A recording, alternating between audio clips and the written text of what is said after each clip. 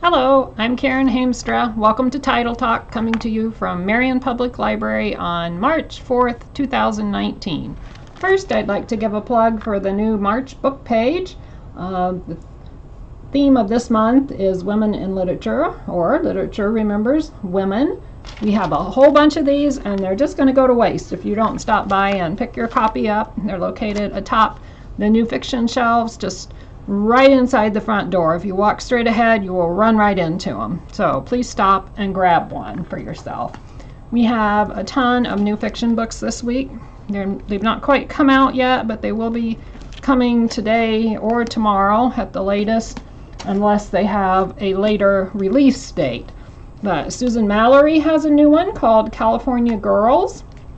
And these big authors, I'm just going to show you what their new books are and that they're available. A lot of these already have holds on them, but you can make note and certainly get your name on the list. That last one was California Girls by Susan Mallory. Davis Bunn has a new one called Moondust Lake. He started writing these kind of cozy romance books that take place out in California, and they are just really sweet. I really like them, and I think you would too. And let's see what else we have. Mother Country by Irina Rain. This is about a woman who comes over from Ukraine, and she makes a life for herself here, intending to bring her daughter over, but then she gets word that her daughter is ill, and it goes into detail about what a mom will do to be reunited with her daughter. Lawrence Block has a new one, A Time to Scatter Stones. He's really a long-time, very famous detective author. And then Mark Cameron, he of the famous dog book. I'm trying to think what it's called. He's one of the hottest new authors around. Will suffice it to say that. Anyway, he has a new one called Open Carry, and it is recommended by C.J. Box. You know, we have a lot of dedicated C.J. Box readers. So if you like Box, you'll probably like Mark Cameron. And then, this is going to make a lot of people happy. Joanne Fluke has a new one called The Chocolate Cream Pie Murder. And she is so popular with her Hannah Swenson books that we automatically receive 2 of those. So even though there are only a couple of holds on the 2 books, so it will not take you very long to get one of those books. Jude Devereaux has a new one, A Justified Murder. Has a pretty cover on it, and this is a Medlar mystery. So if you read her Medlar mysteries, you'll certainly want to put your name on hold for that one. Steve Barry, he's one of my favorites. He has a new one called The Malta Exchange, and I know there's a few holds on that, so get your name on The Malta Exchange so you can read it. This one has to do with the death of a pope.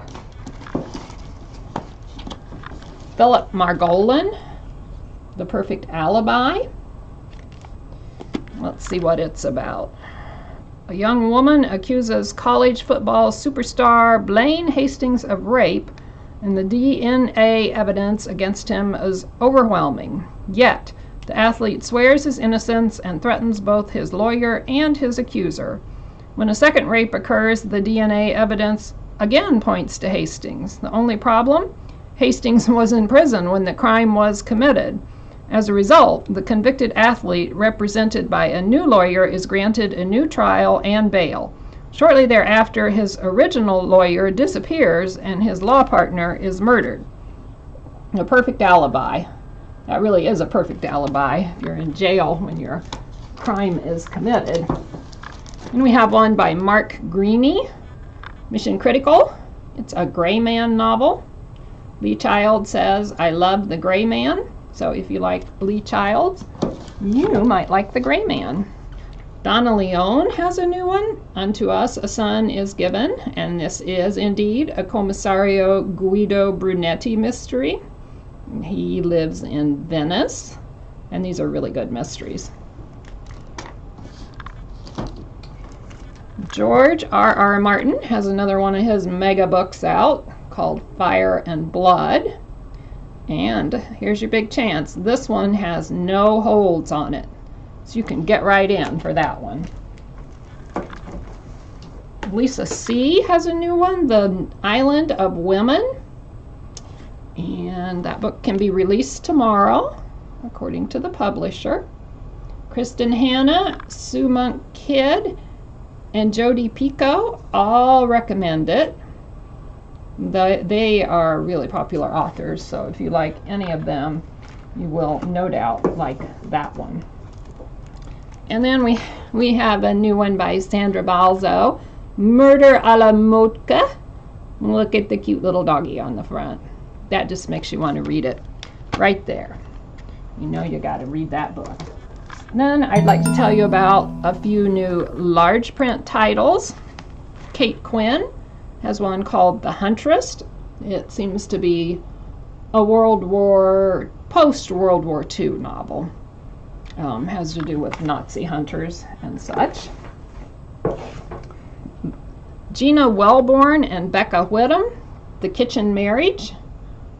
This is about a French immigrant who is forced out of her position as a household cook for a high society New Yorker, and the pretty and talented chef seizes a chance to head west for a new beginning.